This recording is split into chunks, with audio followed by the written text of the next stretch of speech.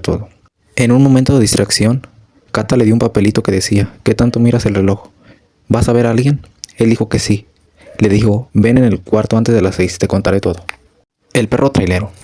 Era el perro más feo y simpático que había visto en la vida Fernando. Se llama Canelo, explicó su dueño, y es trailero como yo, adora la carretera. Y comemos lo mismo. Habían encontrado al trailero y a su perro en la carretera. Le iban a dar una aventona hasta la próxima caseta. El perro le quitó al trailero la gorra del club atante. Yo quiero un perro trailero, se lo pidió su papá. Su papá aseguró que estaban de mudanza y querían a vivir a San Blas. Dijo que iban a llegar para hacer unos negocios y que era dueño de muchos hoteles y era incluso un artista. Al bajarse el trailero, Fernando le preguntó que por qué había mentido y dijo que no era mentir, sino imaginar vidas posibles. Después llegaron a comer y dijo: hay mucho dinero.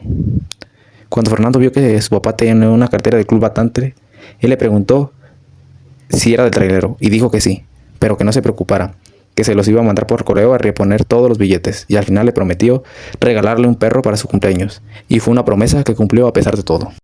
Llegó tarde a la cita con su amigo el pelón. Fernando consiguió una linterna y una navaja tipo cuta. El pelón le pasó un escapulario, le dijo que era por protección. Cruzaron muchas partes. Le dijo que era por el camino que él siempre iba a la escuela. ¿Y no te da miedo?, preguntó Fernando. Dijo: a veces, pero recuerdo que hay leyendas, y las leyendas son solo cuentos. Y que los fantasmas no existen, dijo Fernando. El pelón dijo: bueno, eso depende. Mientras le contó que ocupaba el dinero para llevarse a su hermanita lo más lejos posible y hacerse cargo de ella. Siguieron corriendo hasta llegar a una hacienda viejísima. Al principio, cuando entraron, no conseguían ver nada. Luego estaba una entrada chiquita, entraron. Al final de la escalera había un pasillo, conducía a una puerta de madera. Vieron por un hoyo de la puerta que a un lado había una cama de fierro antigua y un escritorio del otro lado. Todo parecía limpio y ordenado. Entonces había un hombre de gran bigote, vestido con un traje anticuado. El pelón me dijo que su plan era que él agarrara el dinero mientras peleaba Fernando con el bigotón. Entonces el bigotón dijo: otra vez tú, te advertí que no volvieras. Entonces el pelón empujó y entró. Dijo: no hay mucho tiempo, muévete y pelea. Después Fernando intentó salir, pero fue demasiado tarde. El joven bigotón disparó y se vio un fogonazo verde frente a ellos. Fernando abrazó al pelón y pensó que había llegado la hora de su muerte. Pero no. Todo ya había volvido a la normalidad y ya estaba todo como antes, en ruinas. El pelón dijo que ya habían llegado tarde, que lo que habían estado era un encuentro fantasmal, que tenían que volver a esperar para volver a intentarlo. La llamada. Cada quien tomó su rumbo y cuando Fernando llegó al hotel se dio cuenta que eran las 4 de la mañana. No era posible. ¿En qué momento? Casi pasaron 8 horas. Se recostó. Le quería contar todo a Cata, porque vio recados y un mensaje que decía: encontré algo para ti. Y ya en serio, ¿dónde estás? A las 5 de la mañana llegó su tía. Le dijo: algo pasó con tu papá, está muy grave, ¿me puedes llevar al hospital? Llegaron al hospital y en lo que su tía subió a ver a su papá para ver si lo tratarían o lo dejarían morir en el hospital, Cata le dijo a Fernando: ¿dónde te metiste? ¿Saliste a cazar fantasmas? Fernando respondió: ¿y si te dijera que sí? Y le dijo: será mejor que tú lo veas por ti mismo. Más tarde llegó su tía. Había prometido que Fernandito subiría a ver a su papá, pero Fernando se negó, incluso sintiéndose culpable. Y después salió a tomar aire. No había dormido nada y parecía todo irreal. En eso sonó su teléfono. Era Bere. Se le cortó la respiración. El mundo se detuvo. De inmediato contestó y dijo: ¿Bere? Pero no, era su hermano, José, y le pidió que no la volviera a ver, que estaba loco, que vio todos los 963 mensajes que le había enviado, que quiere que se aleje de su hermana, si no hablará a la policía. Y le colgó. Entonces Fernando arrancó con un llanto escandaloso. El peor de sus terrores había vuelto realidad. El mundo entero se venía abajo pieza a pieza. Bajo la manga. Después de regresar del hospital fueron al hotel. Fernando fue a su cuarto. Abrió la maleta y sacó una navaja. Se estaba cortando la piel. Por esta razón no quería usar shorts. Él decía que era una ola tan poderosa que arrastraba las demás preocupaciones y solo quedaba la calma. ¡Sorpresa! Estaba Cata. Dijo: ¿qué diablos estás haciendo? Te estabas cortando con una navaja. Él lo negó, pero la mancha de sangre fue inevitable. Entonces Cata dijo: ¿por qué lo haces? Yo solo quiero ayudarte. Le preguntó si alguien lo sabía. Él respondió: no, nadie lo sabe. Sal de mi cuarto, por favor. Tú no quieres ayudar a nadie. Solo te gusta burlarte de los demás. Y te crees mejor que todos. Pero tú eres la que necesita ayuda. Cata se retiró consternada y le dijo: estaba buscando esto ayer, por eso llegué tarde. Y le dejó una fotografía en su cama. Era la de un niño pequeño, de unos 8 años, que llevaba en la mano un elote. Unas manos adultas lo sostenían. Era Fernando y su padre, que estaban en la plaza de Costa Verde.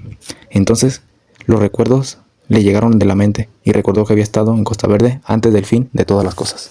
El abuelo, Fernando, estaba deslumbrado porque nunca había visto un caballo tan cerca. Preguntaba por cada cosa que tenía el caballo y su papá siempre le respondió.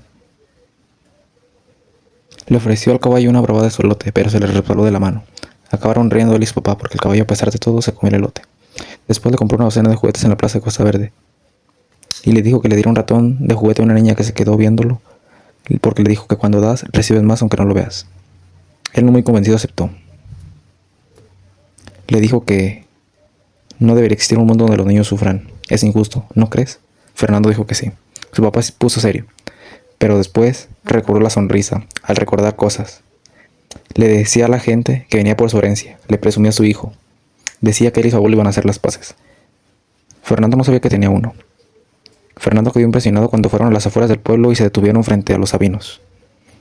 Su papá entró a platicar con su abuelo, pero Fernando no entró, se quedó con una señora. Aunque no era necesario entrar para escuchar que había una discusión, pero él siguió jugando como si nada. Lo hizo con el estómago duro y los puños apretados. ¡Habla! Pero es que no entiendo por qué te cortas, le dijo su tía Queta. Catalina está exagerando, me defendí. Es una mentira. A ver, enséñame las piernas, suspiró mi tía. Me vibraba con mucha pena. ¿Desde cuándo haces eso?, exclamó su tía. ¿Tu mamá lo sabe? Fernando le dijo, por supuesto. Ya lo sabe, aunque mintió. Cata escribió. Llama a su madre para confirmar. Fernando perdió la paciencia y le dijo, si tantas ganas tienes, llámale tú. Enfrentó a Cata y le quitó el cuaderno. Comenzó a arrancar las páginas hasta quitar la última. Su primastra palideció de ira. Su tía intentaba mediar. Y Fernando dijo, Catalina habla normal. Su especialidad es decir cosas horribles y malvadas y burlarse de todos. Fernando la estaba accidentalmente apretando de la muñeca y la liberó. Furiosa, su prima le lanzó un empujón y se fue a encerrar a su cuarto. Su tía llorando dijo, solo a mí se me ocurre viajar con adolescentes. Motores. Lo único que le dijo su papá en el camino fue, todo va a estar bien, Grillo, saldremos adelante. Fernando alcanzó a escuchar que el abuelo no le iba a dar dinero ni a perdonar quién sabe qué. El chirrido de las llantas aumentó y se escuchó un ruido que culminó con el motor muerto. Su papá maniobró y consiguió estacionar el vehículo. Se puso a arreglar el vehículo y le dijo que lo ayudara. Él obedeció.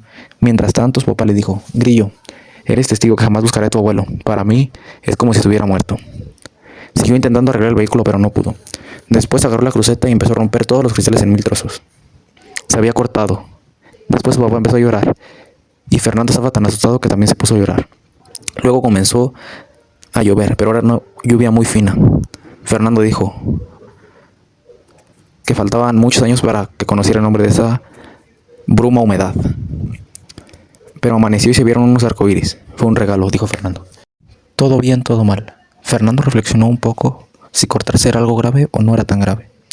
Después llamó a su mamá en una banca. Su mamá le hizo la misma pregunta de siempre, que si estaba bien. Fernando le dijo que sí. Después le dijo que Cristi quería hablar con ella. Él le dijo, ¿qué onda, chaparra? Ella le dijo, ¿ya eres millonario? Recuerda que tienes una deuda que tienes que pagarla. Fernando dijo, eso de la herencia es más tardado, pero te voy a pagar todo y además te daré un regalo. Bueno, ya regresa, te extraño. Fernando se limpió las lágrimas. Su mamá tuvo que decirle que iba a colgar. Le dijo, cuídate, Fernando. Fernando dijo, yo también los extraño, pero ya me han colgado. Como de costumbre, llevó a su tía al hospital en la mañana. Mientras tanto, la primastra escribió que estaría en la biblioteca pública el día entero. Fernando la detuvo cuando se quedaron solos. Le dijo, ¿qué te parece si olvidamos todo? Además tengo muchas cosas que contarte. Le soltó la confesión. Le dijo, amigos de nuevo y te cuento todo. Pero Cata de verdad lo odiaba. Se dio la vuelta rumbo a la biblioteca. Luego Fernando fue rumbo al hotel, donde se encontró con su nuevo amigo, el pelón. Le explicó cómo conoció 3 semanas atrás y le dijo, tengo una sorpresa que enseñarte. Fernando pensó, cada vez me cae mejor este amigo, está lleno de sorpresas. Y estar con él lo distraía de todos sus problemas. Sentía miedo incluso de sí mismo. Llamada por cobrar. El papá de Fernando dijo, ¿ves, Grillo? Al final todo salió bien. Estamos en un taller mecánico. Solo queda esperar. Pero al final, papá perdió el buen ánimo cuando vio el costo y dijo, es un robo. Se enojó tanto y poco a poco las venas del cuello se le saltaban y empuñó las manos a punto de golpear al mecánico. Entonces el ayudante se puso en medio. La muchacha que trabajaba en el taller mecánico lo tomó de la mano y le dijo que tenía dulces en la oficina. Adentro descubrió lo mejor, un teléfono. Le preguntó que si podía hacer una llamada por cobrar y le dijo, si es una llamada por cobrar no hay problema, te ayudo a marcar. Le dio el papelito. Entonces contestó la tía Enriqueta y dijo, Fernandito, ¿eres tú? Fernando dijo que sí, que las cosas se complicaron. Mi papá se complicó. Berenice. Mientras tanto, Fernando siguió con el pelón hasta un lugar tan cercano que no conocía. El pelón señaló un pequeño cobertizo. Dijo, nadie lo usa. Pasaron un charco de sapos y llegaron a esa bodega, en la que había cosas. En una esquina había una pequeña maleta y encima 2 cobijas. Dijo, eso es para cuando escape con mi hermana. Fernando le explicó que no era tan fácil escapar, que incluso le podían hablar a su papá. Él le dijo, con miedo, que a su papá no, y los moretones seguían en él. Le dijo, no tienes un adulto en que confiar. El niño le dijo, confío en ti. Fernando aceptó ayudarle. El niño lo alabó como un héroe. Agradeciéndole le quería dar todos sus dibujos, pero le dijo, mejor hazme un dibujo, un grillo en mi férula. Y le dijo, no me alabes, soy muy malo. ¿Te acuerdas que te dije que me caí de la bici? Pues fue mentira. Ver y yo ese día discutimos, dijo Fernando. Yo estaba enojado, llevaba toda la semana de mala suerte. Pero lo peor, estaba tan enojado que le pegué. El pelón lo miró con gran tristeza, le pegué con el puño y se cayó al suelo. Le saqué sangre de la boca y no dejaba de sangrar. Intenté ayudarle a levantarse, pero ella inmediatamente corrió. Me fui peor de enojado, no sabía qué hacer. El pelón dijo, pero ella no tuvo la culpa. Fernando dijo, después lo supe. Entonces Fernando dijo, me detuve, dejé la bici en la calle. Con la misma mano que le pegué duro, le di un puñetazo con todas mis fuerzas a una pared de una casa. Así fue como me rompí la muñeca y 2 dedos verdaderamente. ¿Y qué vas a hacer?, dijo Fernando. Le escribí para pedirle perdón. Me quedé sin ahorros, pero hoy me llamó su hermano para decirme que no volverá a buscarla. El pelón le preguntó, ¿le dijiste la verdad a tus papás o a los de ella? Él dijo, no es necesario. El pelón le preguntó, ¿ya se arregló todo? Fernando dijo, no, al contrario, desde ese día todo está peor. Al menos con las cortadas el daño se queda conmigo. El pelón dijo, tengo que irme para preparar. El pelón decepcionado se fue, no agregó más, pero le hizo un hermoso dibujo de un grillo. Fernando dijo, es lo único bonito que tengo en mi vida en este momento. Vía corta.